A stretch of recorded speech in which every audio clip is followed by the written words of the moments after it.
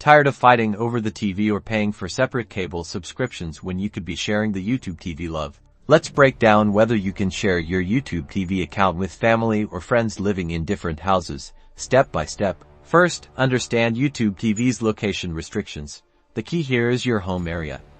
YouTube TV requires you to set a home location when you sign up. All users on your account need to check into that home area at least once every 3 months. This is how YouTube TV verifies that everyone is part of the same household.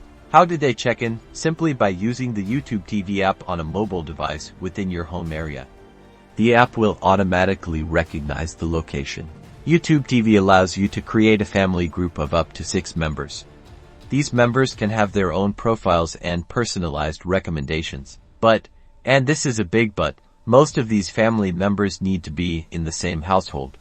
Regularly accessing YouTube TV from a different home address will trigger a warning and eventually could lead to access being revoked. So, the short answer is technically, sharing YouTube TV outside your household isn't really allowed and will be flagged by YouTube TV if it's continuous and permanent. Review YouTube TV's terms of service for the most up-to-date information.